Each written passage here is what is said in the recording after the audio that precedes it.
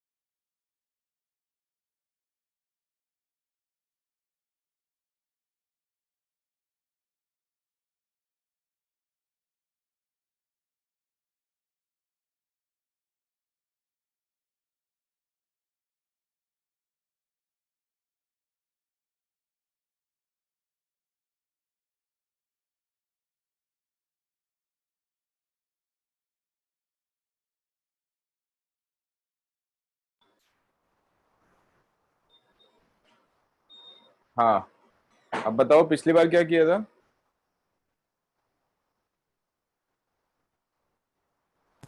Area under the curve के कुछ चीजें डिस्कस की थी। लास्ट में ग्राफ ऑफ कॉनिक सेक्शंस कर रहे थे। हाँ, उसका बचा था, शायद स्ट्रेट लाइन का बताया था, है ना। Yes sir. ठीक है। और प्रॉब्लम्स कहाँ से दी थी, कुछ करने के लिए दिया था होमवर्क? 60 से 120 अप टू 120 पाई शीट में से अभी तक डिस्कशन कुछ नहीं हुआ क्या? हाँ, सर फर्स्ट 60 क्वेश्चंस का हो गया। 60 तक का हो गया डिस्कशन। ठीक है, ठीक है, ऑलराइट। तो पहले मैं एरिया कंटिन्यू कर रहा हूँ, क्योंकि एरिया के बिना फिर पाई शीट में भी क्वेश्चंस कर नहीं पाओगे, बीच बीच में मिक्स होंगे एरिया के क्वेश्चंस। सो एरिया का डिस्कशन आज कंप्लीट करते हैं। एक दो एग्जांपल्स भी ले लूंगा, जिससे कि एरिया कैसे निकालते हैं वो पता लग जाएगा। Okay, so let us discuss area.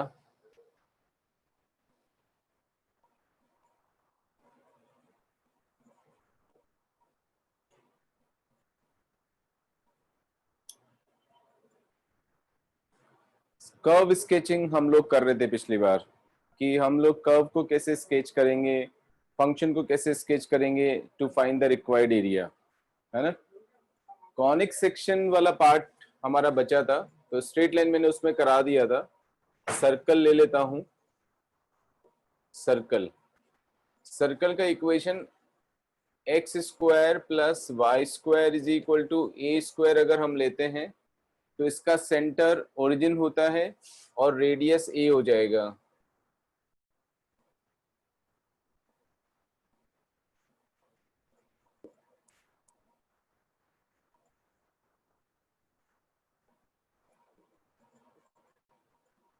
ये सर्कल हो गया।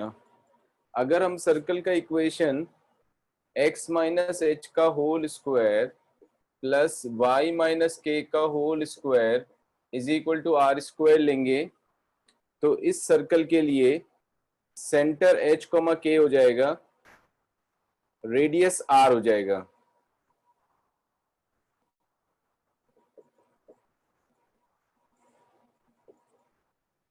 ये सब हम 11th में पढ़ते हैं, सिर्फ रिवीजन करवा रहा हूँ जिससे कि मिस्टेक्स नहीं हो और जल्दी जल्दी याद आ जाए।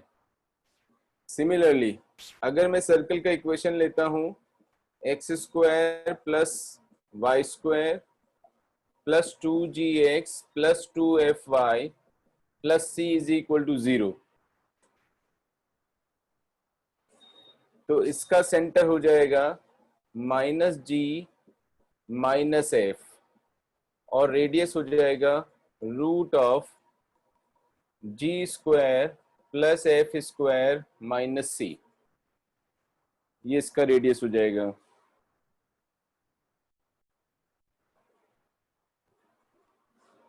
ठीक है, this is about the circle. Parabola में सबसे लास्ट में लूंगा क्योंकि पैराबोला सबसे ज्यादा काम आने वाला है। उससे पहले मैं एलिप्स ले लेता हूं। Circle is also an ellipse. Circle जो है वो इलिप्स भी है। आज काफी लोग एब्सेंट हैं, क्या बात है? आर्यन नहीं दिख रहा है मुझे। आर्यन है, वैभव है, कुहू नहीं है।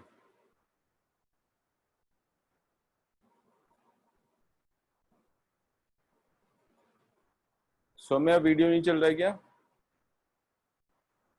माधवी? सर नेटवर्क इशू आ रहा है थोड़ा।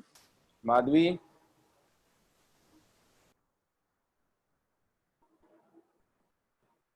शत्रुंजय भी नहीं दिख रहा है मुझे।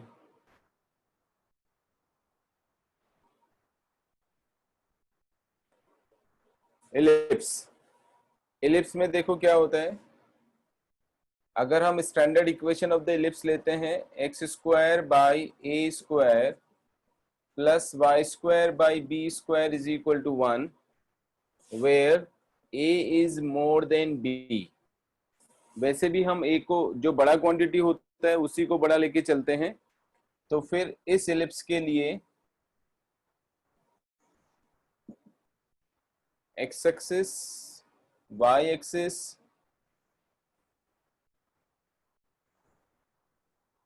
ऐसा कुछ एलिप्स बनेगा। ये वाला पॉइंट a कॉमा 0 हो जाएगा, ये वाला पॉइंट 0 कॉमा b होगा, सेंटर ओरिजिन हो जाएगा। Length of the major axis 2a हो जाएगा, length of the minor axis 2b होगा।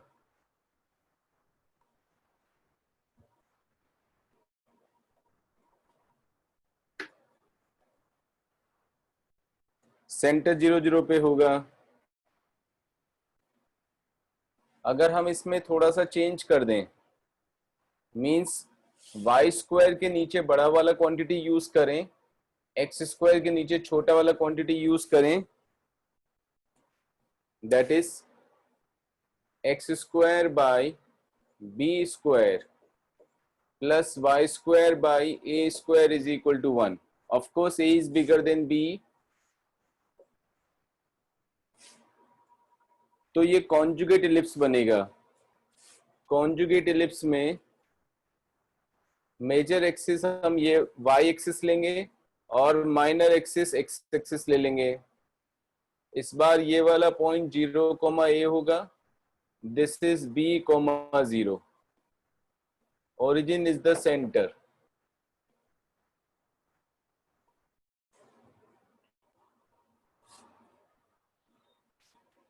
करेक्ट। शिफ्टिंग ऑफ ओरिजिन का भी ध्यान रखो। x माइनस एच का whole square divided by a square plus y minus k का whole square divided by b square is equal to 1। अगर मैंने ये वाला इक्वेशन लिया इलिप्स का, तो इसमें x माइनस एच को कैपिटल X सपोज कर लेंगे, y माइनस के को कैपिटल Y सपोज कर लेंगे। तो equation capital X square by a square plus capital Y square by b square is equal to 1 की फॉर्म में आएगा।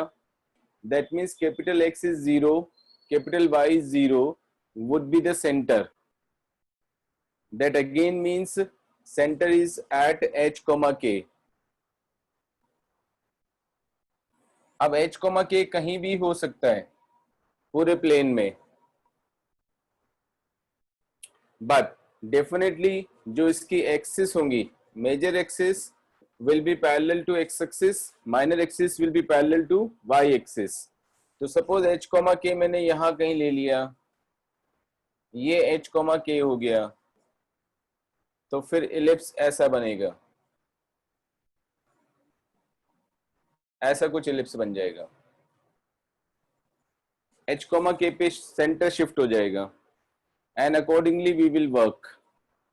बट एक और इंपॉर्टेंट कॉन्सेप्ट ध्यान रखो, शिफ्टिंग ऑफ ओरिजिन से एरिया पे कोई इफेक्ट नहीं होता है।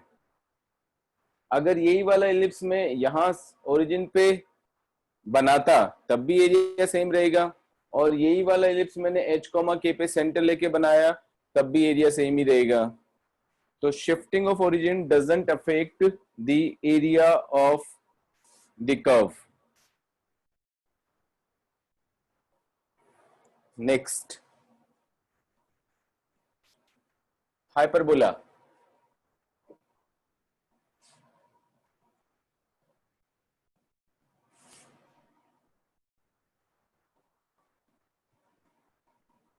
हाइपरबोला की इक्वेशन होगी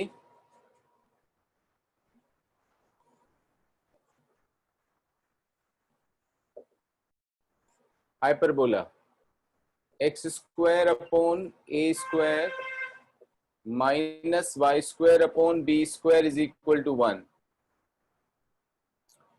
इसमें ध्यान रखना है ए और बी में कोई ऑर्डर रिलेशनशिप नहीं होता है, यानी ए और बी में से कोई भी बड़ा हो सकता है, कोई भी छोटा हो सकता है। यहाँ पे plus positive and negative sign ये डिसाइड करेंगे कि हाइपरबोला कैसे बनेगा। ठीक है, तो ये वाला अगर मैं हाइपरबोला का इक्वेशन यूज करता हूं तो इसके लिए हाइपरबोला ऐसे बनेगा,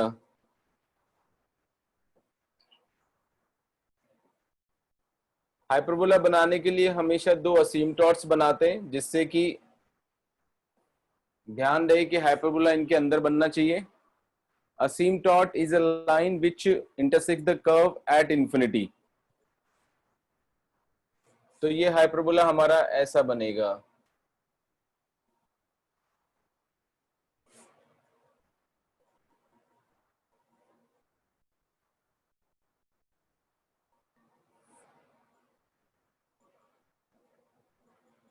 ये ओरिजिन हो गया।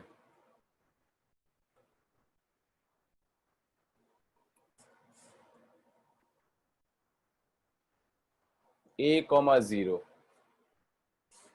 ट्रांसवर्सल एक्सिस का लेंथ 2a होगा, कॉन्जुगेट एक्सिस का लेंथ 2b होगा। इस केस में x एक्सिस ट्रांसवर्सल एक्सिस है, y एक्सिस कॉन्जुगेट एक्सिस है। अगर मैं हाइपरबोला का equation either y square by b square minus x square by a square is equal to 1 लिखूं, या फिर x square by a square minus y square by b square is equal to -1 लिखें, तो ये conjugate hyperbola होगा। Conjugate hyperbola में y axis will be transversal axis and x axis will be the conjugate axis। अब hyperbola ऐसे बनेगा,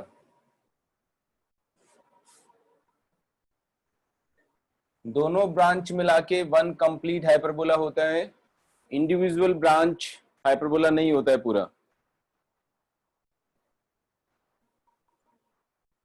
तो hyperbola will be like that.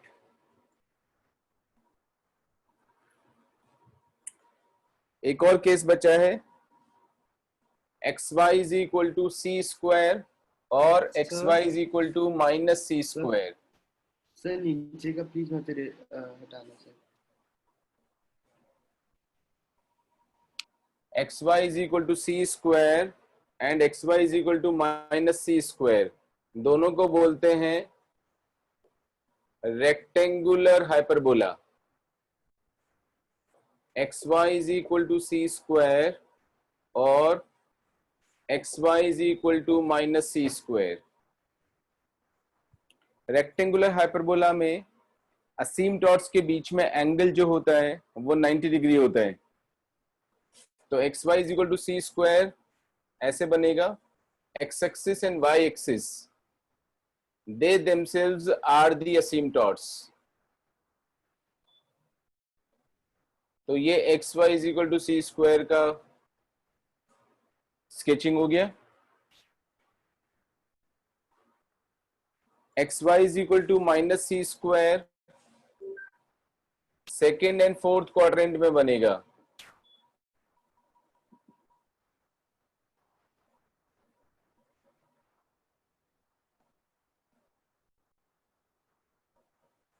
Like this. ये x y is equal to minus c square हो जाएगा.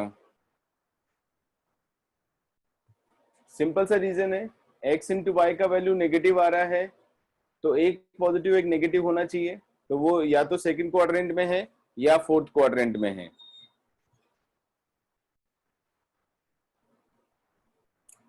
Correct. This is about the hyperbola and rectangular hyperbola. The next and the last curve is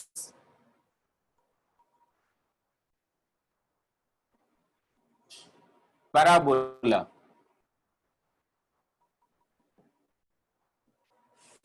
parabola सबसे ज्यादा important इसलिए है क्योंकि maximum questions parabola पे आएंगे. अच्छा, हाइपरबोला में भी वही शिफ्टिंग ऑफ ओरिजिन का ध्यान रखना है.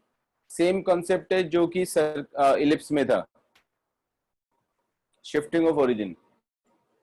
पैराबोला, पैराबोला का फर्स्ट जो हम इक्वेशन लेते हैं वो y square is equal to 4ax when a is positive. Standard equation of parabola है.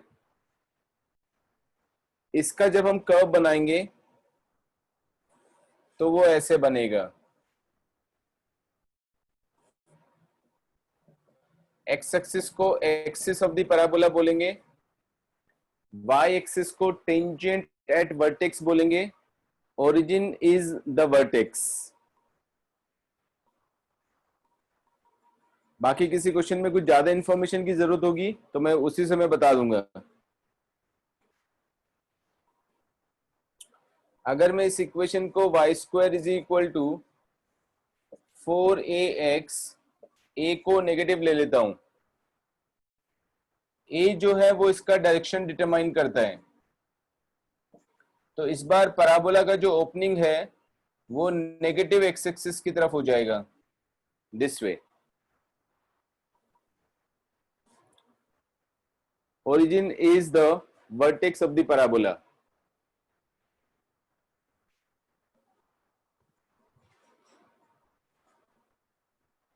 ठीक है. नेक्स्ट, सपोज x और y में आपने इंटरचेंज कर दिया, यानी x में सेकंड डिग्री एंड y में लीनियर. तो पैराबोला का डायरेक्शन मतलब या इधर ऊपर की तरफ होगा या नीचे की तरफ हो जाएगा.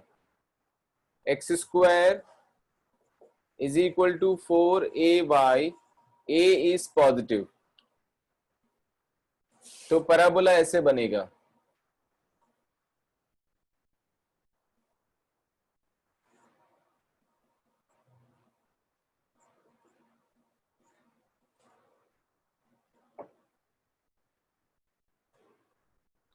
All right. If I take x square is equal to 4ay where a is negative, तो पैराबोला नीचे की तरफ बनेगा, डाउनवर्ड पैराबोला बनेगा.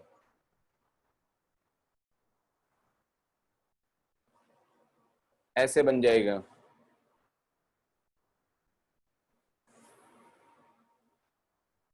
आगे समझ में? अगर x में सेकंड डिग्री है और y में लीनियर इक्वेशन है तो ये वाली स्टैंडर्ड फॉर्म बनती है. अगर y में सेकंड डिग्री है, x में लीनियर है, तो इनमें से कोई एक स्टैंडर्ड फॉर्म बनेगा. Alright. Shifting of origin parabola में भी काफी काम आने वाला है.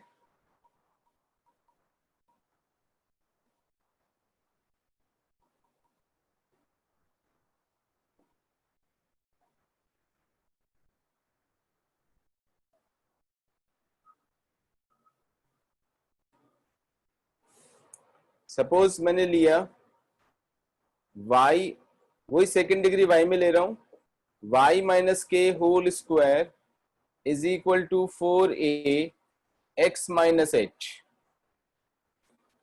y में सेकेंड डिग्री, x में लीनियर, सेम कॉन्सेप्ट है। इसको कैपिटल Y सपोज करो, इसको कैपिटल X सपोज करो, तो ये स्टैंडर्ड फॉर्म में आ जाता है।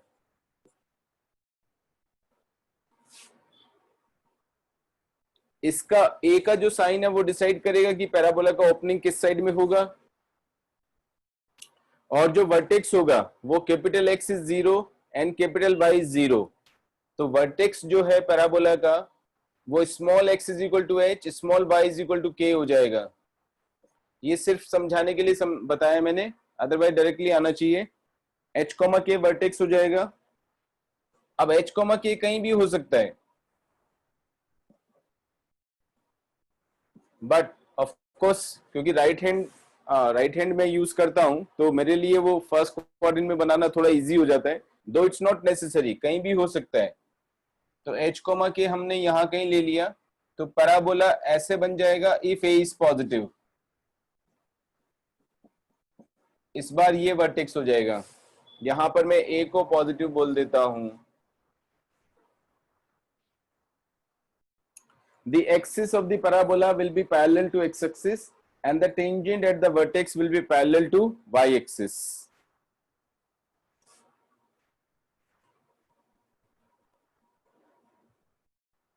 सिमिलरली अगर x में सेकेंड डिग्री ले लें और y में लीनियर ले लें,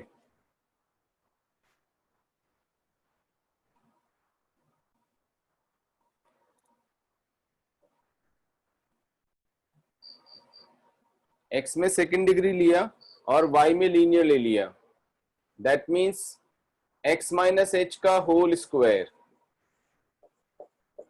is equal to 4a into y minus के।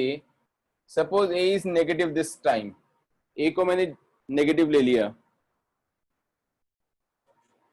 Again the vertex will be at h comma k। ठीक है, वर्टेक्स वही h कॉमा k के ऊपर हो जाएगा, राइट। नाउ क्योंकि x में सेकेंड डिग्री है, y में लीनियर है, तो axis of the parabola will be parallel to the y axis and tangent at vertex will be parallel to the x axis. h comma k कहीं भी हो सकता है। Suppose I take in the second quadrant, यहां h comma k हो गया, तो parabola अपना ऐसे बन जाएगा।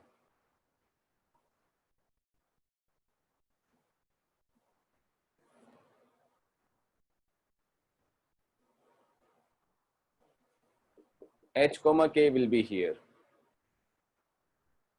a नेगेटिव होने की वजह से डायरेक्शन डाउनवर्ड्स हो गया।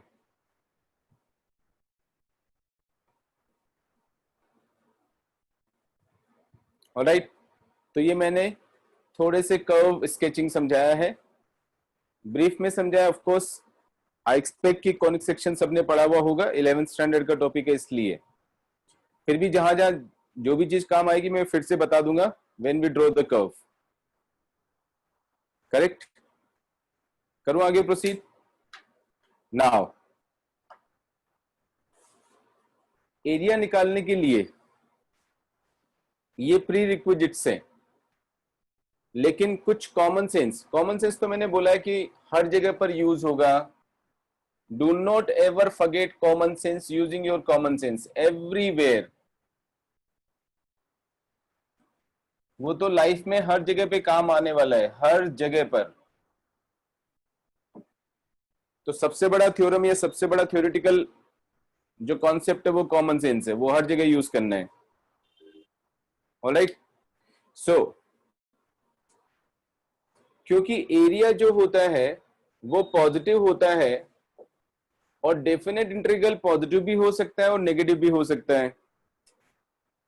व्हाई? बिकॉज सपोज मैंने इंटीग्रेट किया a से b तक f ऑफ x dx, और fx हमेशा नेगेटिव है, पूरे इंटरवल में नेगेटिव है, तो इसका डेफिनेट इंटीग्रल नेगेटिव ही आने वाला है, राइट? क्यों? Because definite integral as the limit of a sum सोचिए, तो वहां पर f of a plus h, ये हमेशा सारे नेगेटिव नंबर्स आएंगे, तो सबका एडिशन नेगेटिव नंबर ही आएगा, तो डेफिनेट इंटीग्रल नेगेटिव आएगा। बट अगर हमें एरिया निकालना है तो फिर हमें इसका मॉड लेना पड़ेगा। Correct? So what I can say, a से बी के बीच में, ए से बी के बीच में अगर फंक्शन हमेशा पॉजिटिव है, ये एफ एक्स हो गया हमारा, तो एरिया और डेफिनेट इंटीग्रल दोनों सेम हो जाएंगे। अगर ए से बी के बीच में फंक्शन हमेशा ही नेगेटिव है, ऑलवेज नेगेटिव है, जैसे ये वाला हो गया, तो डेफिनेट इंटीग्रल हमेशा नेगेटिव आएगा। हमें अगर एरिया निकालना है तो इस केस में area will be a to b f of x d x का मॉड होगा। इस केस में area will be same as a to b f of x d x ही हो जाएगा। दो अगर इसमें मॉड भी लगा दें तो कोई फर्क नहीं पड़ने वाला है। करेक्ट? देन थर्ड सिचुएशन, जिसमें ऐसा भी हो सकता है कि कर्व जो है कभी ऊपर है कभी नीचे है, ऐसा हो गया कुछ, ये वाला situation. Now the greatest theorem, common sense use करना ही पड़ेगा अपने को, क्योंकि यहां से यहां तक हमें एरिया निकालना है। डेफिनेट इंटीग्रल निकालेंगे तो ए से बी तक अगर आपने डेफिनेट इंटीग्रल डायरेक्टली कर दिया तो ये वाला चीज पॉजिटिव वैल्यू देगा, ये वाला नेगेटिव वैल्यू देगा, दोनों ऐड होके ऑब्वियसली कम हो जाएंगे। बट अगर हमें एरिया निकालना है तो definitely we have to break this at c, तो ये वाला एरिया हमें अलग निकालना पड़ेगा और ये वाला एरिया हमें अलग निकालना पड़ेगा और फिर दोनों को ऐड करना पड़ेगा। So the required area will be from A to C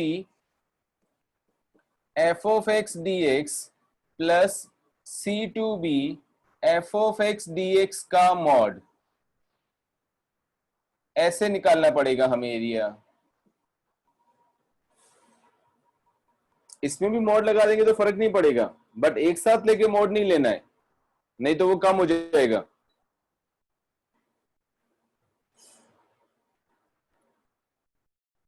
Am I right? इसलिए हम कह सकते हैं कि definite integral is not always representing area, not always. Correct? ये तो हुआ with respect to x axis.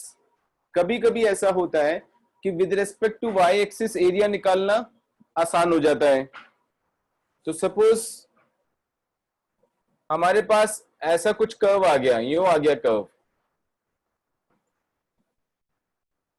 और इसका जो y का लिमिट है वो c से d तक है, और ये वाला एरिया हमें चाहिए। तो इस अब हम इंडिपेंडेंट वेरिएबल और डिपेंडेंट वेरिएबल को इंटरचेंज करेंगे। दैट मींस x की वैल्यू y की फॉर्म में निकालेंगे। अभी तो ये हमने y is equal to f x लिया हुआ है, ये y is equal to f x का ग्राफ बनाया हुआ है।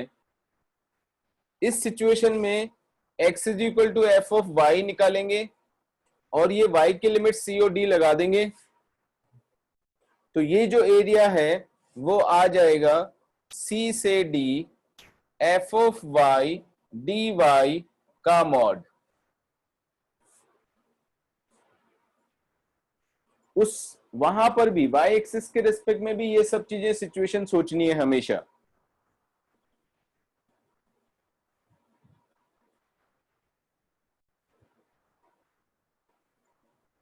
आगे सबको समझ में? ठीक है। कर्व स्केचिंग, थोड़ा सा कॉमन सेंस यूज करो, उसके बाद एरिया इजी है। एरिया का क्वेश्चन हर एग्जाम में आएगा, हर एग्जाम में आता है, right from CBSE board to BITSAT आएगा, जेई मेन में आएगा, जेई एडवांस में आएगा, और कोई जो भी एग्जाम देते हो सब में आने वाला है एरिया का क्वेश्चन। और जो हमने 10 इंपॉर्टेंट फॉर्मूले पढ़े थे इंडेफिनिट इंटीग्रेशन में, वो भी काफी काम आने वाले हैं, क्योंकि कर्व की इक्वेशन उसकी फॉर्म में भी काफी ज्यादा होती हैं.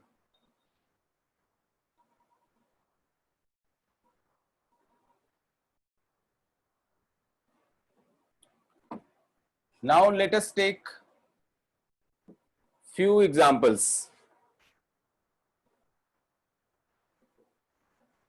First,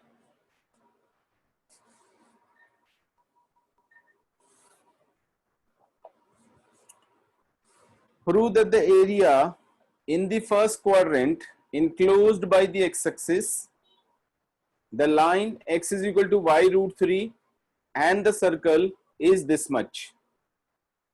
x-axis बोला है यानी y is equal to 0.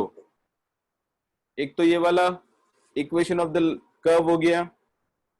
Prove that the area in the first quadrant enclosed by the x-axis, that means y is 0, the line x is equal to y into root 3 and the circle x square plus y square is equal to 4.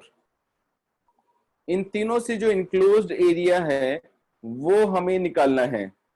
That is the question.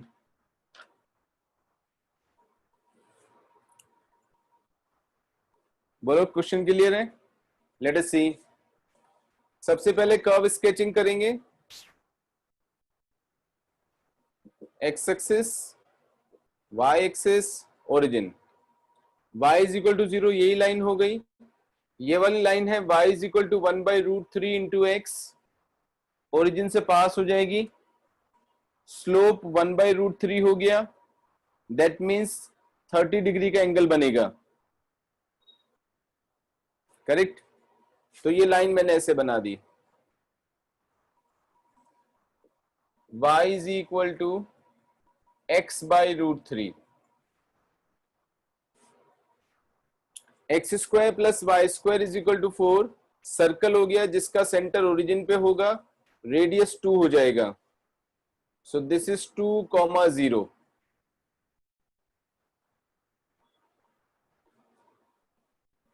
Correct. Area enclosed by y is equal to 0, ये वाली line हो गया. ये वाला line हो गया x is equal to y root 3. Circle x square plus y square is equal to 4 का ये वाला पार्ट हो गया in the first quadrant. So this area we have to find. ये जो मैंने मार्क किया है शेडेड रीजन, ये एरिया हमें निकालना है.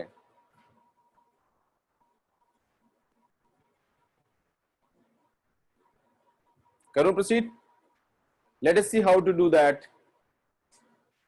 सबसे पहले देखो, ये वाला पॉइंट ऑफ इंटरसेक्शन निकालूंगा मैं. इसका मुझे एक्स कोऑर्डिनेट चाहिए. ओके.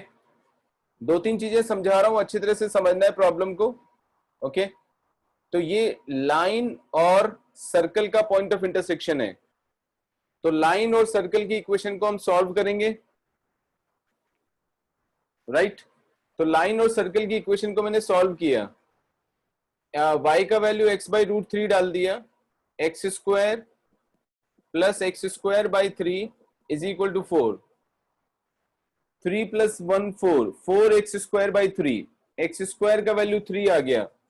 x का वैल्यू प्लस माइनस रूट 3 आएगा. ऑफ कोर्स प्लस रूट 3 ये वाला पॉइंट है और माइनस रूट 3 ये वाला पॉइंट आ गया. ये हमें नहीं चाहिए तो इसको निकाल दिया. यहां पर x कोऑर्डिनेट प्लस रूट 3, और क्योंकि सिंपल सा है इसलिए मैं y भी निकाल देता हूं. रूट 3 अपॉन रूट 3 1 आ गया. ये वाला पॉइंट मैंने निकाल दिया. Correct. Now required area is equal to, okay, यहां से यहां तक 0 से रूट 3 तक हम इस वाले कर्व के अलोंग चल रहे हैं. That is straight line. तो area bounded by this curve, the ordinates x is equal to 0 and x is equal to root 3 and the x-axis means this area will be equal to 0 से root 3 y dx, किसका y? Curve का y। यहां पे curve क्या है? Straight line. Straight line भी एक curve ही होता है। कर्व का मतलब ये नहीं होता कि कोई मतलब सीधा नहीं होना चाहिए, ऐसा नहीं होता है। कर्व मींस ज्योमेट्री में जो भी फिगर है उसको हम कर्व बोलेंगे। सो 0 से √3 y dx, इसका y लेंगे स्ट्रेट लाइन का, वो x अपॉन √3 है इंटू dx, प्लस √3 से 2, √3 से 2 तक जाएंगे। अब यहां ये वाला कर्व लेंगे, ये वाला √3 से 2 तक। Now this curve is the circle, तो सर्कल का y यूज करेंगे, y dx। सर्कल का y यहां से निकालेंगे। सर्कल का y देखो क्या आएगा, y is equal two plus minus √4 minus x² आएगा। y का वैल्यू पॉजिटिव होगा x एक्सिस के ऊपर, नेगेटिव होगा x एक्सिस के नीचे। हमारा जो कर्व है वो तो ये वाला है जो कि ऊपर है, तो प्लस वाला यूज करेंगे, √4 माइनस x² dx। ये हमारा रिक्वायर्ड एरिया हो गया। कैलकुलेशंस पे भी कमांड करना है, क्योंकि कैलकुलेशन मिस्टेक काफी ज्यादा होती है एरिया में। 1/√3 x²/2, 0 से √3 प्लस √a² माइनस x² का integration, x/2 √a² minus x² plus a²/2, 4/2 is 2 आ जाएगा, into sine inverse x/a, sine inverse x/2 within the limit √3 से 2।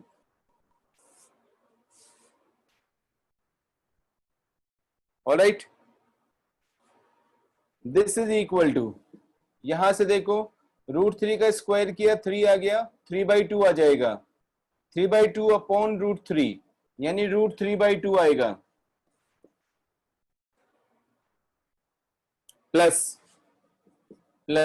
ब्रैकेट लगा रहा हूं इधर, जब 2 डालूंगा मैं तो ये 0 आ जाएगा, इधर 2 अपॉन 2 1 हो जाएगा, साइन इनवर्स 1 π/2 होता है, 2 इंटू π/2 इज पाई, माइनस,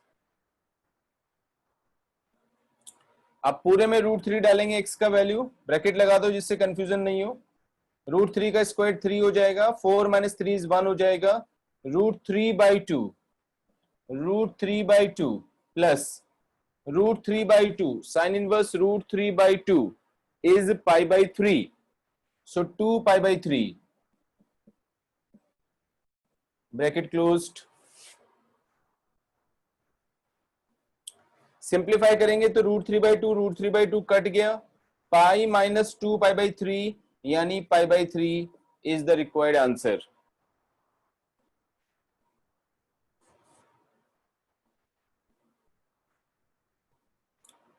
बोलो आगे समझ में?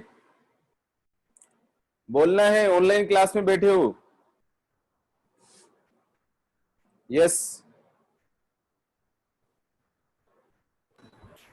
अरे Yes, बोल sir. के बताओ। हाँ, आगे सबको समझ में? Yes sir. Yes, sir. करूं प्रोसीड आगे? नाउ ये हमारे पास रिक्वायर्ड एरिया आ गया। अब this was completely done by using integration. जरूरी नहीं है, किसी ने बोला थोड़ी कि आपको इंटीग्रेशन ही हमेशा यूज करना है। हाँ, सीबीएसई के लिए मैं गारंटी नहीं लेता हूं, वहां पे जैसा, वहां पे शायद हो सकता है इंटीग्रेशन ही यूज करके बताना है, ओके, स्कूल के एग्जाम में। बट जब हम किसी कंपटीशन में बैठे हुए हैं और ऑब्जेक्टिव क्वेश्चन है तो कुछ भी यूज कर सकते हैं, ओके। तो बिना उसका यूज किए भी हम प्रॉब्लम को सॉल्व कर सकते हैं। तो ऑल्टरनेटिव अप्रोच क्या हो जाएगा? ऑल्टरनेटिव अप्रोच मुझे साफ साफ दिख रहा है, ऑल्टरनेटिव अप्रोच भी दो हैं, एक तो यही दिख रहा है और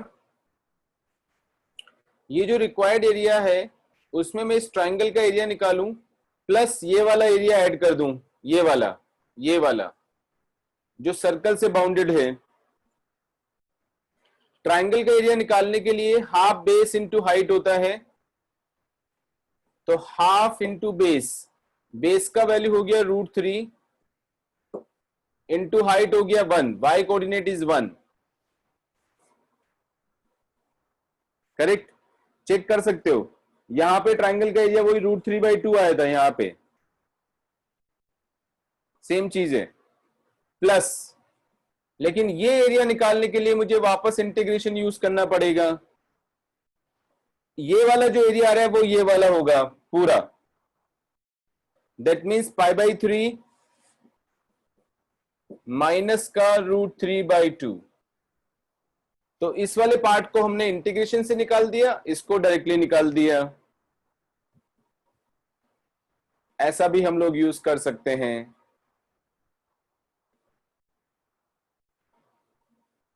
करेक्ट। थर्ड अप्रोच देखो, इतना भी क्यों यूज करें? अगर अपने को क्वेश्चन ठीक से आ गया है समझ में, तो हमसे बोला जा रहा है कि सेक्टर का एरिया निकालिए। अब मैं ये हटा देता हूं लाइन, इसकी मुझे जरूरत नहीं है, मुझे ये पूरा एरिया चाहिए, and which is nothing but sector of a circle. Sector का एरिया चाहिए हमें। सेक्टर का एरिया का फॉर्मूला जो 10th स्टैंडर्ड में पढ़ते हैं वो होता है πr² θ/360 if theta is measured in terms of degrees, okay, and half r² θ होता है if theta is measured in terms of radians, okay, so half into r², r का मतलब 4 into theta when theta is in radians। ये वाला angle जो ये line बना रही है एक्स एक्सिस के साथ में, इसका स्लोप 1/√3 है, तो एंगल बन जाएगा π/6, देयरफॉर दिस इज π/6। आ गया समझ में? फाइनल आंसर वही आ गया π/3। ऐसे भी हम प्रॉब्लम को सॉल्व कर सकते हैं। आगे समझ में? एनी प्रॉब्लम सो फार? करूं प्रोसीड आगे? Next example,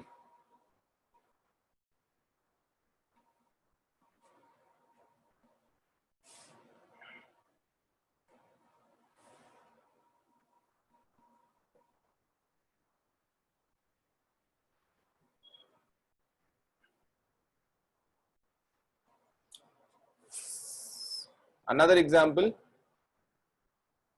Next question is, show that the area included between the parabola this and this is this much। दो पैराबोलाज अपने को दिए हुए हैं, एक y² is equal to 4a into x plus a, और दूसरा पैराबोला है y² is equal to 4b into b minus x. यहां पर a पॉजिटिव है और यहां पर b भी पॉजिटिव है। करेक्ट। इन दोनों के बीच में जो एरिया इंक्लूडेड है वो निकालना है और प्रूव करना है कि वो 8/3 into √ab into a plus b आएगा। क्वेश्चन आ गया समझ में? Let us see how to do it. Parabola को ड्रॉ करना है, जितना मैंने बताया है अगर उतना सब पता है तो पैराबोला ड्रॉ करना एकदम आसान है। y में सेकंड डिग्री है, x में लीनियर है, शिफ्टिंग ऑफ ओरिजिन यूज करो तो जो वर्टेक्स आएगा वो x plus a is equal to 0 यानी -a एंड इधर से 0, -a, 0 पे वर्टेक्स आएगा। a पॉजिटिव है तो -a पीछे हो जाएगा, और a पॉजिटिव होने की वजह से direction of the parabola will be like this. तो ये एक पैराबोला ऐसे बनेगा, दिस इज -a,0 वर्टेक्स हो गया इसका।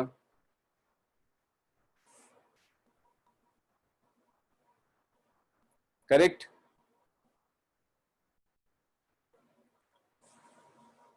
अगर मैं x को 0 डाल देता हूं यहां पर, तो y का वैल्यू 4a², तो ये 0,2a और ये वाला पॉइंट 0,-2a आएगा। y का वैल्यू +-2a हो गया। उसमें लेते हैं y² = 4b × b - x है। इसको 0 डालेंगे वर्टेक्स निकालने के लिए, इसको 0 डालेंगे तो y कोऑर्डिनेट तो 0 आ गया, x का वैल्यू b आ गया, b,0 पे वर्टेक्स होगा। लेकिन साथ में ये भी ध्यान रखना होता है, जब भी हम शिफ्टिंग ऑफ ओरिजिन करते हैं तो x - h या y - k इस तरह से होता है। ऐसा नहीं होता a - x और b - x को शिफ्टिंग ऑफ ओरिजिन कर दिया, या 2x + a कर दिया, या 3y - 3 कर दिया। x और y का कोएफिशिएंट 1 होना जरूरी होता है शिफ्टिंग ऑफ ओरिजिन में।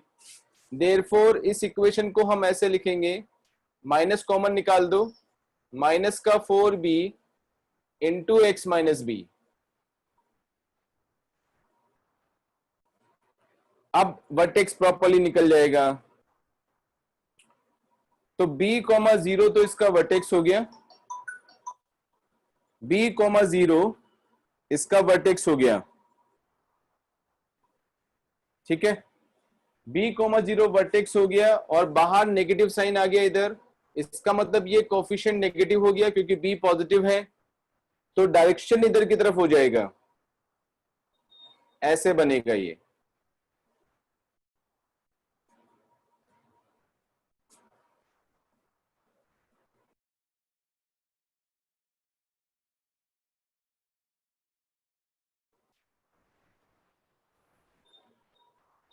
ऑलराइट, सो यहां पे आएगा ये वाला b,0।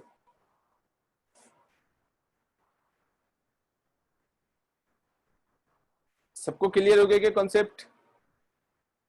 क्योंकि ये पैराबोला एक्स एक्सिस के रिस्पेक्ट में सिमेट्रिकल है, क्योंकि एक्स एक्सिस इसका एक्सिस है। ये वाला पैराबोला भी एक्स एक्सिस के रिस्पेक्ट में सिमेट्रिकल है, बिकॉज एक्स एक्सिस इसका भी एक्सिस है। इसलिए ये जो दोनों पॉइंट ऑफ इंटरसेक्शन है पैराबोला के, वो बिल्कुल सिमेट्रिकल होंगे, यानी एक जस्ट ऊपर होगा तो एक जस्ट नीचे होगा। एक्स कोऑर्डिनेट दोनों के लिए सेम होगा, वाई कोऑर्डिनेट में एक के लिए पॉजिटिव आएगा और एक के लिए नेगेटिव आ जाएगा। सर सर आपने उस पैराबोला का डायरेक्शन कैसे डिसाइड करा, एक बार वापस बता दीजिए प्लीज। शत्रुंजय की आवाज है क्या? Yes sir. तो तू क्लास तो देर से ज्वाइन करता है, फिर कैसे पता लगेगा? अच्छा ओके सर।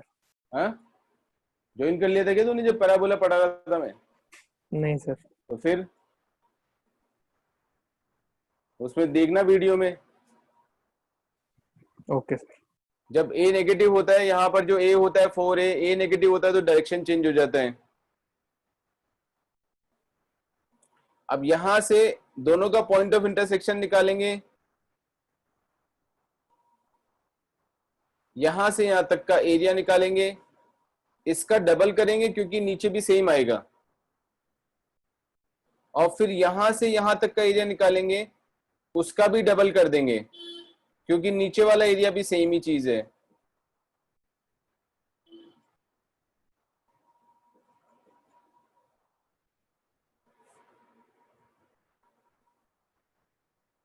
ठीक है। शत्रुंजय लेट क्यों हो गया तू क्लास ज्वाइन करने में? ऑनेस्टली बताना आंसर। सर वो कोई प्रॉब्लम थी नेट क्या? कनेक्शन की। हाँ, सर नेट की? Yes sir. अच्छा ठीक है, जेन्युइन प्रॉब्लम में बता देता हूँ। y² = 4ax अगर हम लेते हैं, a अगर नेगेटिव है तो पैराबोला जो है वो ऐसे बनता है, उल्टा बनेगा यूं। अगर a पॉजिटिव होता है तो पैराबोला उधर की तरफ बनता है। ठीक है, 11th में पढ़ा नहीं था क्या शत्रुंजय? सर वो भूल गया था। हाँ, तो ए नेगेटिव होने पर ऐसे बनेगा। इधर यहाँ पर ये नेगेटिव आ गया, इसके बाहर जो क्वांटिटी है वो नेगेटिव है, इसलिए डायरेक्शन इसका ऐसे बनेगा। यहाँ जो इसके बाहर क्वांटिटी है ये पॉजिटिव है, इसलिए इसका डायरेक्शन ऐसे रहेगा। अभी क्लियर हुआ क्या? Yes sir. पूछ सकता है, और जेन्युइन प्रॉब्लम होगी मैं पक्का बताऊंगा जरूर से।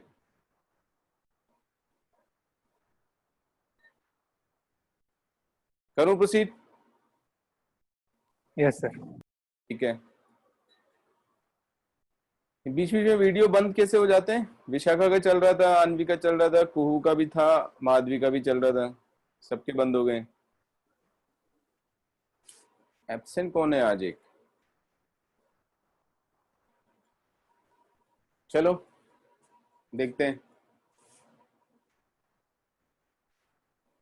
हाँ, मैं क्या बता रहा था, यस, अब हमें जो रिक्वायर्ड एरिया चाहिए वो ये पूरा चाहिए, तो यहाँ इस वाले को डबल करेंगे, इस वाले को डबल करेंगे, नीचे वाला इसमें इंक्लूड हो जाएगा। So the required area is equal to twice of, bracket लगा दो। ठीक है, पहले इन दोनों पैराबोला का मुझे पॉइंट ऑफ इंटरसेक्शन निकालना होगा, तो एरिया बाद में लिखेंगे क्योंकि स्पेस भी नहीं है इतना। पहले पॉइंट ऑफ इंटरसेक्शन निकाल देता हूं। दोनों को साइमल्टेनियसली सॉल्व करेंगे। साइमल्टेनियसली सॉल्व करने के लिए वाई स्क्वायर की दोनों वैल्यूज को इक्वेट कर दिया मैंने, तो 4a into x plus a is equal to 4b into b minus x आ जाएगा। कैंसिल कर दो, x कॉमन आएगा तो a प्लस बी बन जाएगा, और यहां से बी स्क्वायर माइनस ए स्क्वायर मिलेगा। x का वैल्यू मुझे मिल जाएगा, b प्लस ए कैंसिल हो जाएगा, b माइनस ए मिलेगा। मुझे x की वैल्यू से ही मतलब है, y का वैल्यू निकालने का पर्पज ही नहीं है। तो यहां पर ये b माइनस ए कॉमा 0 आ गया।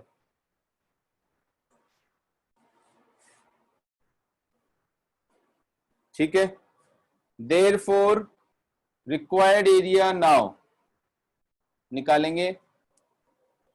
Required area is equal to twice of, bracket लगाओ, integration from minus a to b minus a, यहां से यहां तक इस वाले कर्व के अलोंग जाएंगे, इस वाले कर्व के अलोंग जाएंगे, इस वाले कर्व के अलोंग y dx लेना है, यानी फर्स्ट वाला पैराबोला का y यूज करना है। ठीक है, y का वैल्यू ऑब्वियसली प्लस माइनस में आएगा, ऊपर वाला ब्रांच पॉजिटिव रिप्रेजेंट करेगा, नीचे वाला ब्रांच नेगेटिव पार्ट को रिप्रेजेंट कर देगा। ठीक है, so 2 into root a multiplied by root of x plus a d x,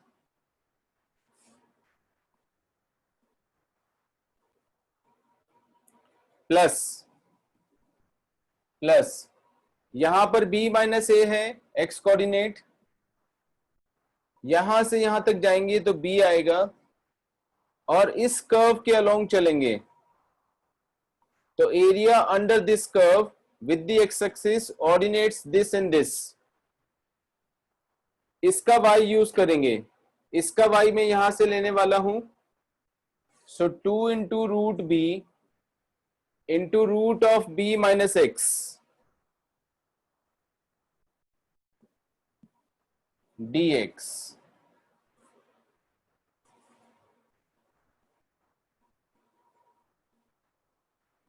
आ गया समझ में? कंप्लीट ब्रैकेट क्लोज कर दो। बोलो, यहां तक कोई डाउट है? अब इस प्रॉब्लम में मेरे पास में और कोई ऑल्टरनेटिव अप्रोच अवेलेबल नहीं है, ऐसे ही करना पड़ेगा मुझे, इंटीग्रेशन ही यूज होगा। ठीक है, let us see. This is equal to 4 into root of a, इसको मैंने बाहर निकाल दिया, x प्लस ए की पावर 3/2 डिवाइडेड बाई 3/2 यानी 2/3 within the limit minus a से b minus A.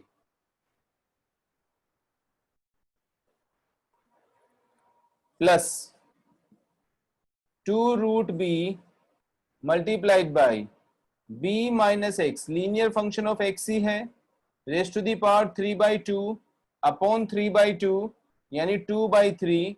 Do not forget x का कोफिशिएंट -1 भी है, तो माइनस साइन भी आएगा, माइनस और लगा दिया मैंने, within the limit b minus a to b।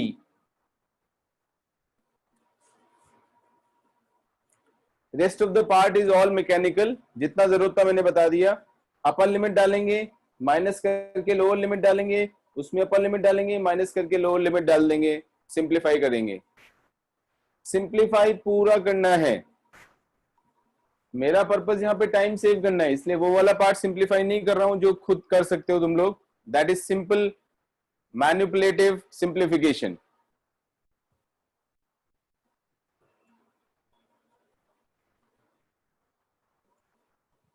Is that okay? कभी भी सिंप्लीफिकेशन को छोड़िए मत, पूरा पूरा क्वेश्चन हमेशा करने की आदत डालिए। प्रैक्टिस प्रैक्टिस एंड प्रैक्टिस, क्योंकि ये चीजें तुम लोग करते नहीं हो, इसलिए फिर वो बोलते हो सिली मिस्टेक हो गई, कैलकुलेशन मिस्टेक हो गई। वो इसीलिए होती है क्योंकि प्रैक्टिस कम होती है। करो प्रोसीड आगे। One more example of area. सबको आगे के समझ में? किसी को कुछ पूछना है इसमें से? गरिमा, गरिमा आ गया? Yes sir. Shatrunjay? Yes sir. ठीक है। वैभव समझ में आ गया क्या? Yes sir.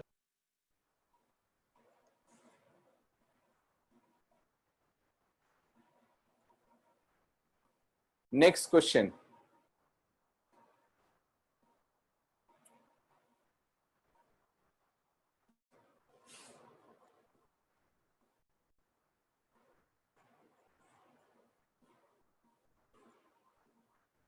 मैंने अनाउंस कर दिया था क्या संडे को टेस्ट है तुम लोगों का? Yes sir. यस हाँ, सर। तो ध्यान रखना है 3 चैप्टर्स का, ठीक है। बाकी और डिटेल्स जो है वो मित्र भैया कर देंगे, ग्रुप पे डाल देंगे, है ना। और पिछली क्लास नहीं हुई थी उसका बड़ा अफसोस हुआ मुझे, क्योंकि अननेसेसरीली एक क्लास खराब हो गई हमारी इंटरनेट की वजह से।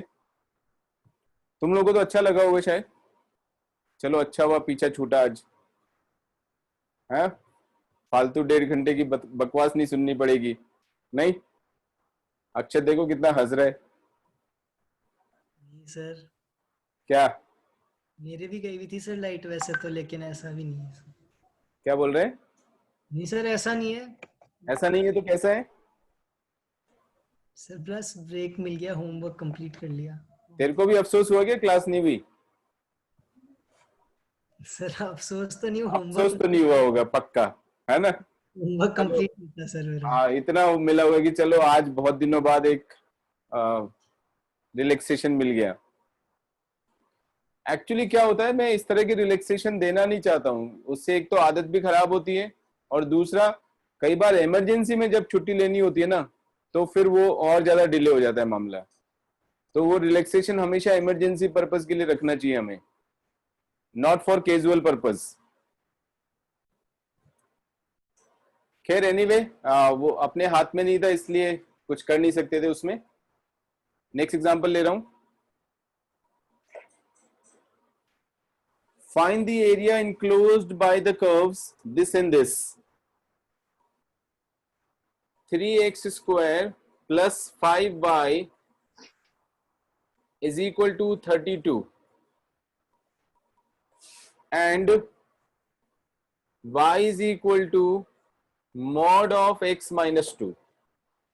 Find the area enclosed by the curves 3x square plus 5y is equal to 32 and y is equal to mod of x minus 2. ठीक है। वैसे मुझे काफी 2-4 जो पेरेंट्स मिले हैं उन्होंने बताया कि तुम लोग के ऊपर कितना जुल्म हो रहा है स्कूल की तरफ से। पता नहीं वो सही कह रहे हैं कि तुम्हारा इंटरप्रिटेशन है कि पूरा 6-7 घंटे तक बिठाए रखते हैं, और ऐसा होता है क्या? पूरा 6-7 घंटे वीडियो क्लासेस होती हैं? नहीं। तो बच्चे इतने थक जाते हैं, परेशान हो जाते हैं क्लासेस अटेंड कर करके, वीडियो और ऑन करना पड़ता है, नहीं तो अटेंडेंस मार्क नहीं करते हैं। अब उनके पास तो पावर है अटेंडेंस मार्क नहीं करें, मेरे पास तो वो भी नहीं है, लेकिन मेरे पास दूसरी पावर है, तो फायदा नहीं उठाना है। बट अवॉइड करो जहां तक हो सकता है, ज्यादा स्ट्रेन मत लो, जितना हो सकता है रिलैक्स करो। और मैंने एक बार बीच में भी बोला था, फिजिकल एक्टिविटी को अवॉइड नहीं करना है। फिजिकल एक्टिविटी इज मस्ट, आधा घंटा ही करो लेकिन जरूरी है। नहीं तो ये जो अभी सब चल रहा है ना, लॉकडाउन और वो सब फलाना ढीका जो भी हो रहा है, ये सब बहुत नुकसान करने वाला है आगे तुम लोगों को। हाँ, एक अपॉर्चुनिटी है सीखने की, उसको एनकैश करो। ये बाकी लोगों को समझ में नहीं आ रहा है कि this is a very good opportunity for learning, तो प्योर लर्निंग पे ध्यान दो। ऑलराइट। सौम्या और पार्थ और कुहू, इन लोगों को थोड़ा म्यूजिक का भी शौक है, तो पता नहीं इन लोगों ने देखा कि नहीं देखा वेब सीरीज। बट मुझे एक लेटेस्ट मैंने वेब सीरीज देखा था जिसमें क्लासिकल हिंदुस्तानी म्यूजिक मुझे बड़ा अच्छा लगा था। देख ही लिया होगा जिनको म्यूजिक का शौक है।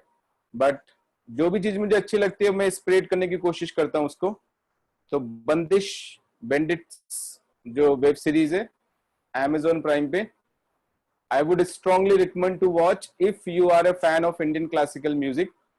Even if you are not a fan, but you will become one if you have sense of music, real music. वो ऑटो ट्यून वाला म्यूजिक नहीं। यहाँ भी वही बात आ गई है, एक रटने वाला बच्चा और एक समझने वाला बच्चा। एक ऑटो ट्यून वाला म्यूजिक, रटने वाला बच्चा, समझने वाला बच्चा क्लासिकल म्यूजिक। आगे डिफरेंस समझ में? वो कुछ भी गा सकता है जो क्लासिकल गा रहा है, लेकिन ऑटो ट्यून वाला बस ऑटो ट्यून ही कर सकता है, उसके बाद कुछ नहीं कर सकता वो, है ना। इसलिए मैं समझने के ऊपर हमेशा ज्यादा स्ट्रेस देता हूं। सो आते हैं, ये वाला देखो पैराबोला दिख रहा है, एक्स में सेकंड डिग्री है, वाई में लीनियर है, तो पैराबोला का इक्वेशन हो गया। वो वाला y is equal to mod of x minus 2 है। मॉड x का हम ग्राफ जानते हैं, ट्रांसफॉर्मेशन ऑफ ग्राफ्स यूज करेंगे, उसका ग्राफ भी बन जाएगा आसानी से। पहले ये वाला समझा रहा हूं। तो x square is equal to 32 minus 5y। As I told you, shifting of origin के केस में हमें x का कोफिशिएंट एंड y का कोफिशिएंट हमेशा 1 बनाना होता है, करेक्ट। तो माइनस का 5 कॉमन लेंगे, y प्लस, लेकिन माइनस मैंने कॉमन निकाल लिया तो माइनस का 32/5 आएगा, डिवाइडेड बाय 3 हो जाएगा। चेक करो कैलकुलेशन सब ठीक है क्या? अब ये वाला कैपिटल X बन गया और ये वाला कैपिटल Y हो गया, shifting of origin. Capital X is equal to 0 and capital Y is equal to 0 will give you the vertex. तो वर्टेक्स के कोऑर्डिनेट्स आएंगे 0,32/5, correct. X square is equal to 4a, y की form में है। 4a का value ये है जो कि नेगेटिव है, यानी a नेगेटिव हो गया, तो पैराबोला का डायरेक्शन डाउनवर्ड होगा, डाउनवर्ड डायरेक्शन होगा पैराबोला का। तो ये हमने पैराबोला बनाया।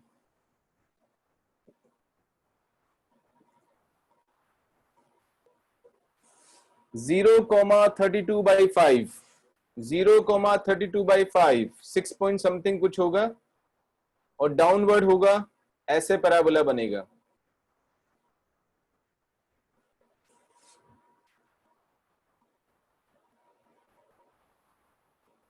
करेक्ट. So this is 0,32/5. ये वाला पॉइंट और ये वाला पॉइंट भी मार्क कर देते हैं.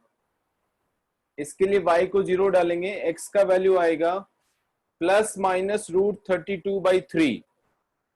तो -√32/3, 0 यहां होगा and +√32/√3,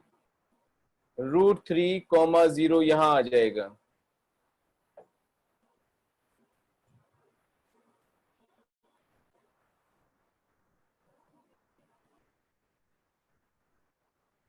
So far so good.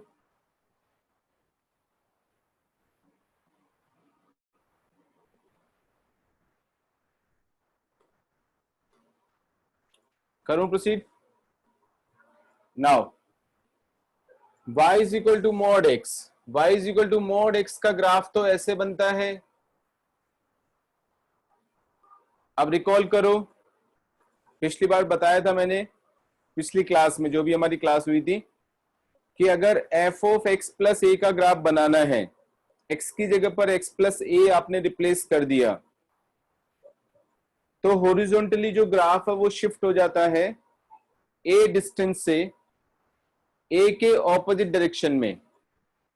a यहां पर है -2, x की जगह mod of x - 2 आ रहा है, mod x की जगह mod of x - 2 आ रहा है, तो x की जगह रिप्लेस हो रहा है x plus a का वैल्यू है -2. तो 2 डिस्टेंस से ये किधर की तरफ जाएगा?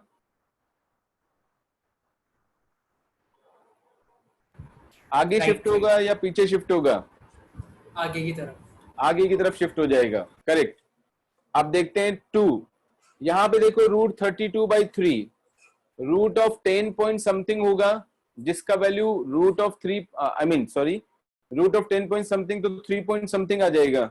तो 2 यहां पे कहीं होगा बीच में, यहां पर होगा 2, और वो ही वी शेप बन जाएगा. अगर मैं x का वैल्यू 0 डालता हूं तो y का वैल्यू 2 आएगा. ये तो 6 समथिंग है, तो यहां पर नीचे आएगा, इससे ऐसे बनेगा इसका graph.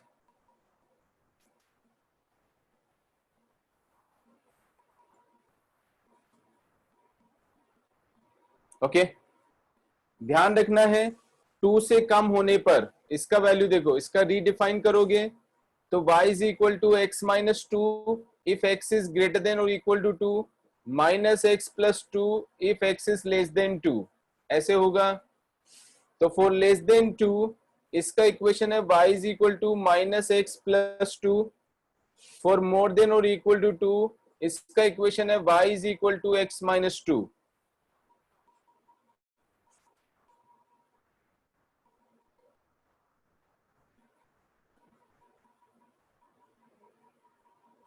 So far so good.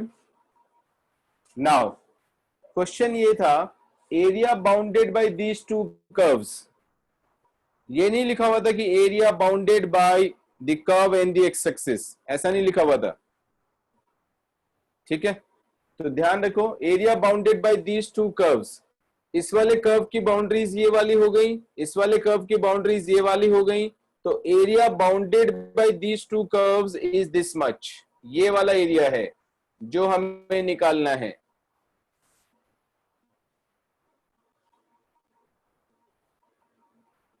आ गया समझ में? ठीक है, देखो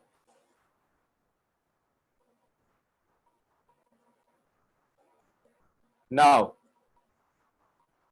यहां से यहां तक देखो ध्यान से, ये हम पॉइंट ऑफ इंटरसेक्शंस निकाल लेंगे.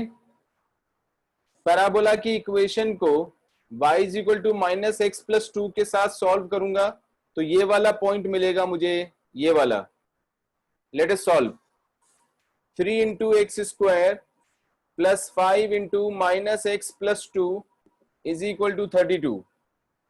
3x² - 5x + 10 हो गया, उधर से 32 है, तो माइनस का 22 इज इक्वल टू 0.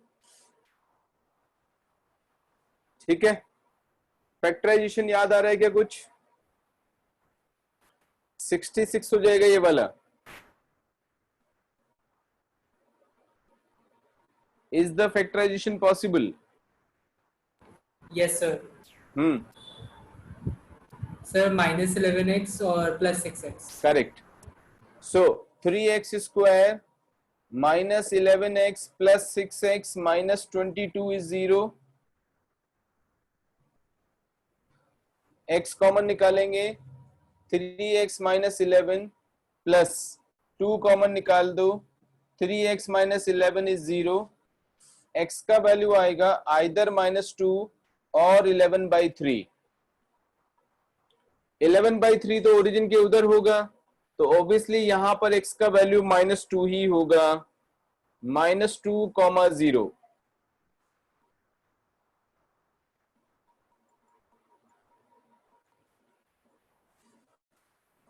इसी तरह से ये वाला पॉइंट निकालने के लिए पैराबोला की इक्वेशन को लाइन की इक्वेशन के साथ में सॉल्व करेंगे. Late us solve. 3x square plus 5 into x minus 2 is equal to 32. Therefore 3x square plus 5x minus 10 and minus 32 minus 42 बन जाएगा is equal to 0. बोलो factorisation.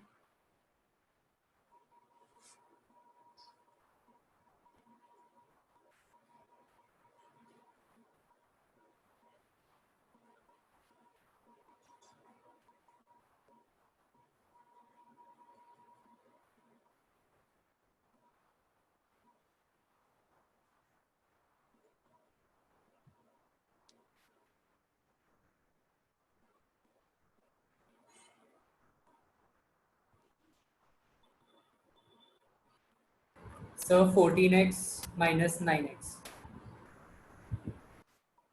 3x square plus 14x minus 9x minus 42 is 0. बिना practice के ये सब चीजें नहीं आएंगी. बहुत टाइम ले लोगे तो प्रॉब्लम ही सॉल्व नहीं कर पाओगे. ठीक है. x कॉमन निकाला, 3x प्लस 14 आएगा, माइनस का 3 कॉमन निकाला तो 3x प्लस का 14 इज इक्वल टू 0 आएगा. x का वैल्यू आइदर 3 और -14/3. -14/3 हमारे काम का नहीं है, तो यहां पर जो x का वैल्यू आने वाला है इस वाले पॉइंट पे, वो पॉइंट आ जाएगा 3,0.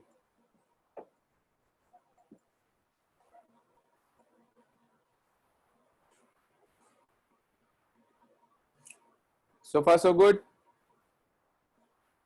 अब हम एरिया निकाल सकते हैं.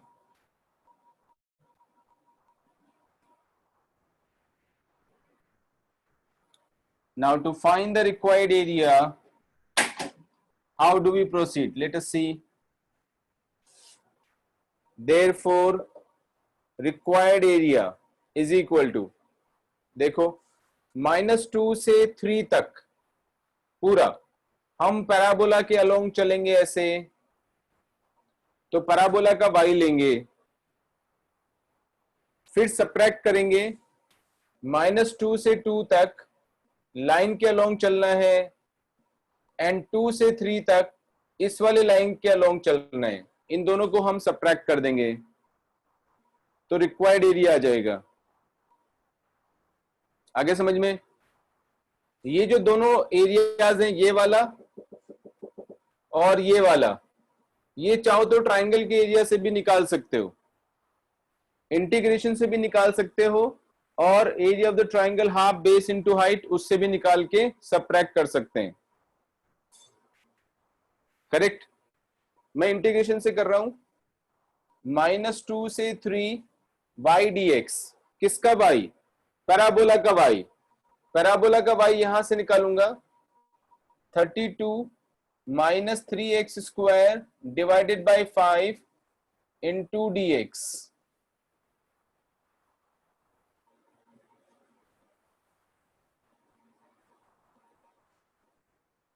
माइनस -2 से 2, -2 से 2, इस वाली लाइन के लिए y dx, इस वाली लाइन का y, इसका y है -x + 2, -x + 2 dx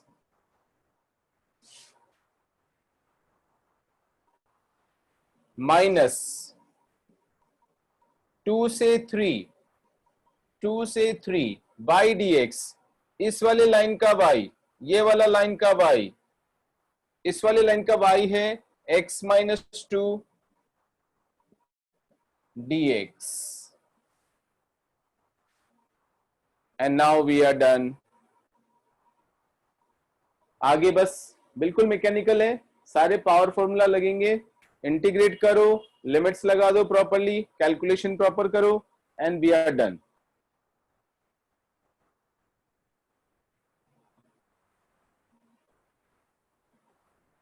आगे सबको तरीका समझ में? ठीक है. अब एक छोटा सा आर्टिकल और बचा है एरिया के लिए, वो भी बता देता हूं जिससे कि एरिया में प्रॉब्लम नहीं आए ज्यादा. सो ये मैंने 2-3 डिफरेंट एग्जांपल्स लिए डिफरेंट टाइप के, जिससे कि एरिया की का समझ में आ जाए कि हमें कैसे क्वेश्चंस को अटेम्प्ट करना है. आज का होमवर्क नेक्स्ट 60 क्वेश्चंस ट्राई करने हैं पाई शीट में से. प्रॉब्लम्स बताने में मुझे टाइम नहीं लगेगा, ध्यान रखना, इसलिए क्वेश्चन जरूर करके रखना है. नेक्स्ट आर्टिकल है, if f of x is always less than or equal to g of x, then area bounded between fx and gx means, कौन सा एरिया निकालना है वो मैं यहाँ पे डायग्राम में समझा रहा हूं.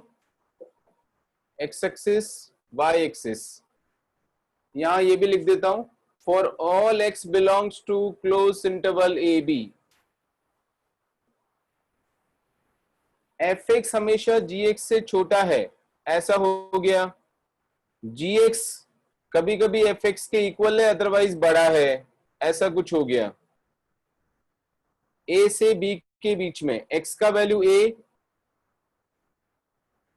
एंड x का वैल्यू b. ये वाला जो ग्राफ है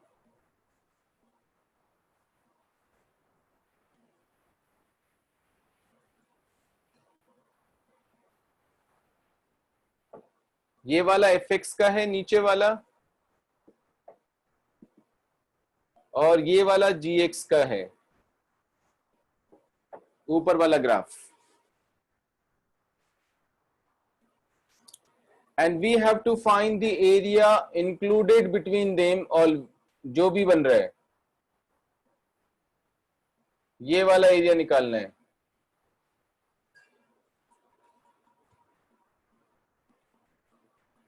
ठीक है, which is quite simple to find, क्योंकि ये gx वाला एरिया नीचे तक आएगा, माइनस कर देंगे fx वाला एरिया नीचे तक, तो हो गया काम खत्म. Therefore required area will be equal to integration a to b gx dx minus integration a to b fx dx.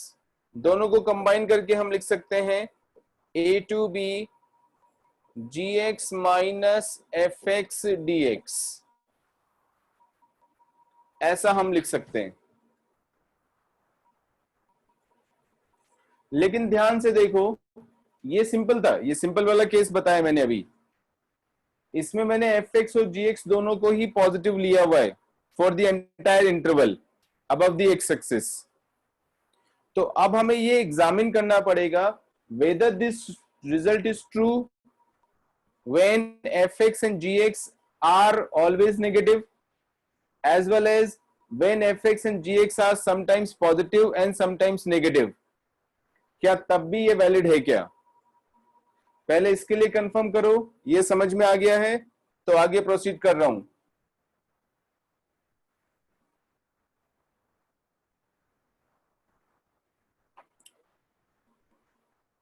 area bounded by the curves, two curves, y is equal to fx and y is equal to gx, such that fx is always less than or equal to gx in the entire interval.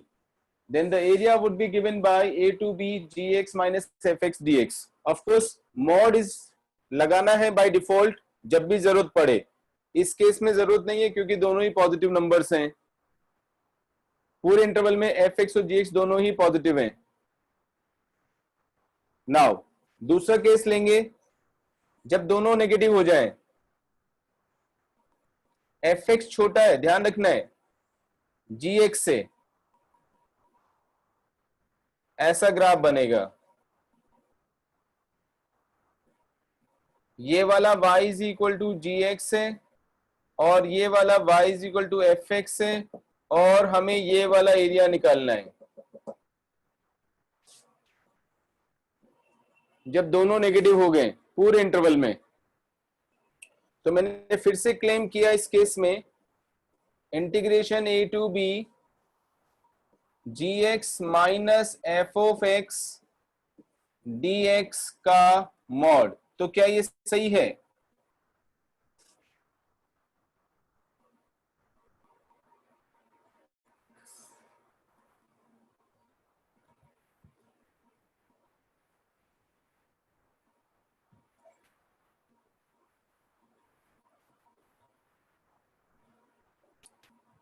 नहीं आ रहा समझ में?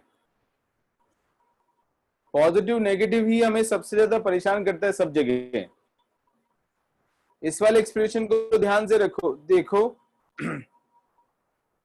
gx का value negative है, fx भी negative है, लेकिन fx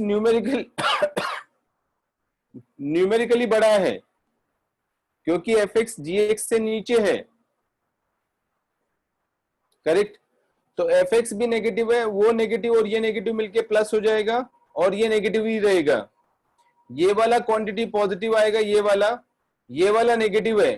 positive और नेगेटिव मिलके क्या मिलेगा? कम हो जाएगा. सब्ट्रैक्ट हो रहा है ना, तो सही तो है.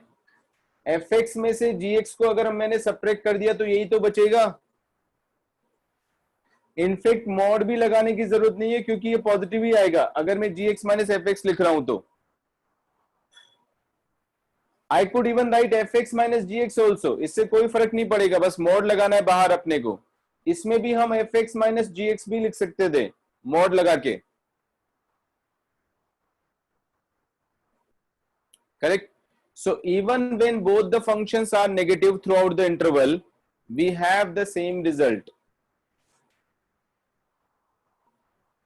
Let us consider the case when these two functions are sometimes positive, sometimes negative in the given interval. तब भी क्या एरिया सेम रहेगा?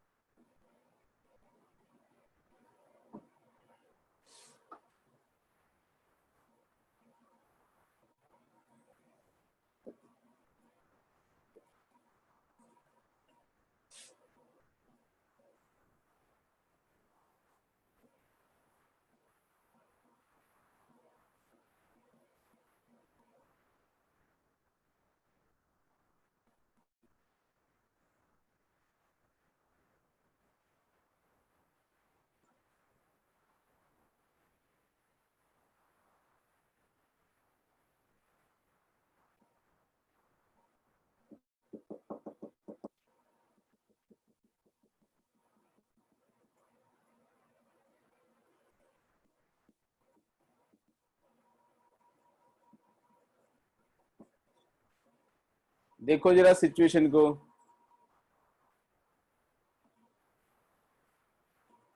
क्या इस बार भी जो डॉटेड मैंने बनाया है, जो शेडेड रीजन है, उसका area a to b gx minus f x dx है या नहीं, ये बताना है. या अलग अलग इंटरवल्स में डिवाइड करके हम ऐड करेंगे, ये सोचने की बात है.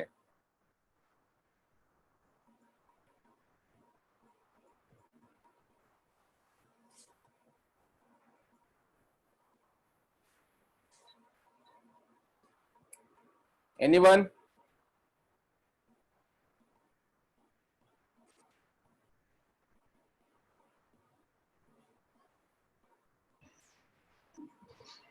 सर सेम ही रहेगा किसकी आवाज है? सर अनवी आनवी, हाँ सेम रहेगा, आंसर तो सही है। अब मैं तेरे से कैसे पूछूंगी कैसे सेम रहेगा, क्योंकि डायग्राम तेरे पास अवेलेबल, मतलब कैसे समझाएगी मुझे। So let me tell you, yes sir हाँ सेम ही रहेगा, एरिया सेम रहेगा। बस मैं समझा ही देता हूँ क्योंकि डायग्राम से कोई समझा नहीं पाएगा। तो पहले मैं यहां से यहां तक करूंगा, ये वाला यहां से यहां तक कर लूंगा, ठीक है। फिर मैं यहां से यहां तक कर लूंगा, ऐसे वाला, ओके। अब देखो यहां से यहां तक ये दोनों ही पॉजिटिव है, तो ट्रू हो गया रिजल्ट, क्योंकि ऑलवेज पॉजिटिव ऑलवेज नेगेटिव के लिए हम ऑलरेडी कर चुके हैं। फिर यहां से यहां तक भी ऑलवेज नेगेटिव है दोनों ही, उसके लिए भी हम ऑलरेडी डिस्कस कर चुके हैं। जो प्रॉब्लम आएगी वो ये बीच वाले इंटरवल में आएगी, यहां से यहां तक का। इसमें gx तो पॉजिटिव है और fx नेगेटिव है, तो देखो एरिया ऐड होना चाहिए, क्योंकि ऊपर वाला एरिया भी लेना है नीचे वाला एरिया भी लेना है। एक्चुअली ऐड ही हो रहा है, gx तो पॉजिटिव है fx नेगेटिव है, तो वो नेगेटिव और ये नेगेटिव मिलके ऐड ही तो हो रहे हैं। देयरफॉर ये और ये दोनों एरिया हमें मिल रहे हैं, so it is always correct, okay. gx minus fx dx का मॉड या fx माइनस gx इंटीग्रल निकाल के उसका मॉड, एक ही बात है।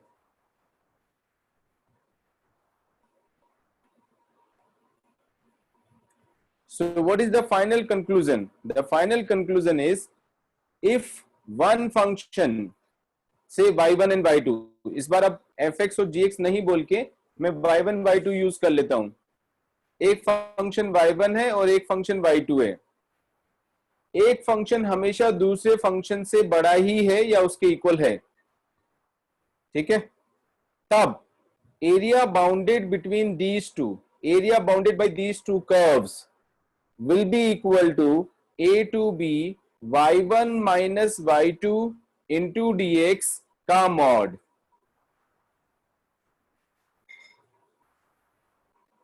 आगे समझ में, ठीक है। आनवी आजकल टाइम दे रही है कि तू पढ़ने के लिए?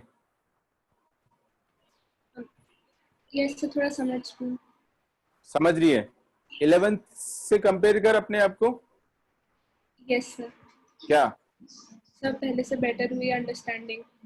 हाँ मेरे को भी दिख रहा है, रिस्पॉन्स भी क्लास में थोड़ा अच्छा आ रहा है, बेटर हो रहा है अंडरस्टैंडिंग। 11th में तूने टाइम भी इतना नहीं दिया था, टाइम नहीं देंगे तो कुछ नहीं हो सकता है, टाइम तो देना ही पड़ेगा, यस सर है ना। सो कीप वर्किंग, है ना, कीप इट अप, अच्छी तरह से करती रहे, thank you sir. Okay good. ठीक है, सबको आगे समझ में। नेक्स्ट 60 क्वेश्चंस ट्राई करके रखने हैं पाई शीट में से। That's all for today. Thank किसी you, को sir. और हाँ Thank कुछ you, sir. पूछना है? और कुछ पूछना है किसी को? ओके चलिए आज यहीं तक करते हैं क्लास में। Thank you sir. Okay bye bye, good night. Thank you sir. Okay good night.